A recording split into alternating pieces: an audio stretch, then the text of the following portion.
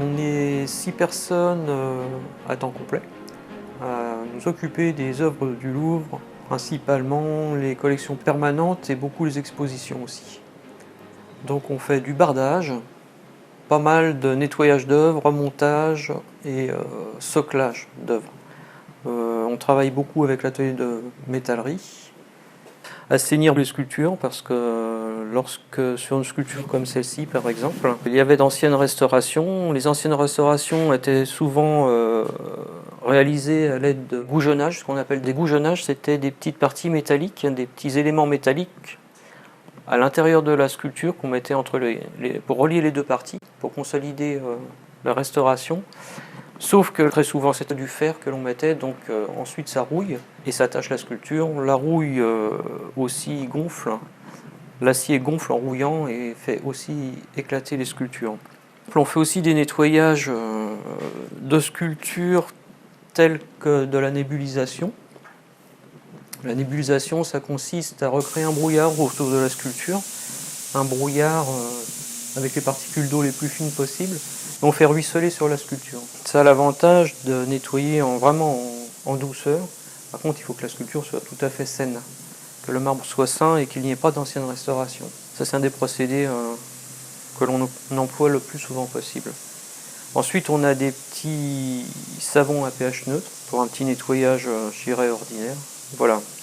Sinon, on fait des petits emplâtres avec de la pulpe de papier, avec des petits produits aussi vraiment très doux, de façon à ôter la crasse. C'est vraiment une pulpe de papier, ça ressemble à de la neige que l'on applique sur la sculpture. Cette pulpe, en séchant, aspire certaines saletés de la sculpture. On a un autre procédé de nettoyage, c'est aussi pour les sculptures qui ont été à l'extérieur.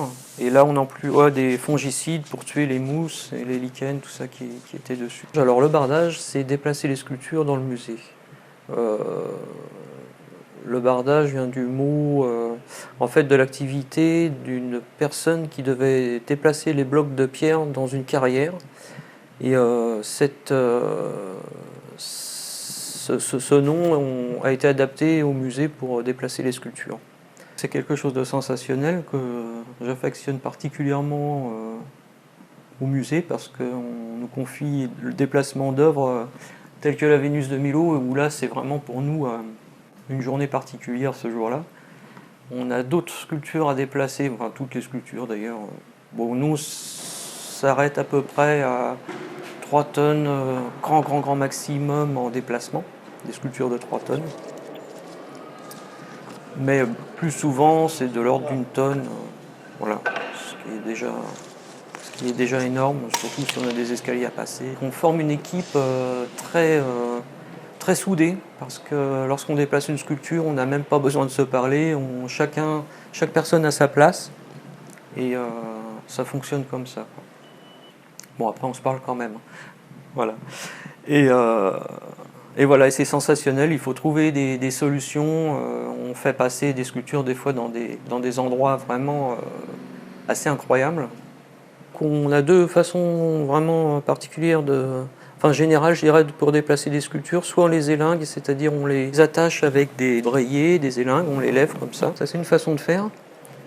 Soit on les fait glisser sur des planches paraffinées. C'est-à-dire on penche la sculpture d'un côté, on met une planche paraffinée, on la penche de l'autre côté. Sous la sculpture, on met la seconde planche et on met un tas de palettes ou un appareil élévateur et on la fait glisser dessus. Bon, ça peut paraître simple, mais c'est pas toujours évident. Et on a beaucoup d'appareils qui nous aident. Alors il nous arrive aussi de faire des pièces neuves. Là dernièrement, en l'occurrence, on a taillé une pierre, une collègue a taillé une pierre pour l'inauguration des nouvelles salles des arts de l'islam. C'est une pierre qui a été taillée vraiment entièrement à la main, avec un layage, c'est-à-dire le layage, c'est une taille au ciseau. Donc on voit vraiment tous les coups de ciseau sur la pierre. Et c'est une pierre qui va être dans les fondations, c'est la pierre d'inauguration du chantier. Voilà.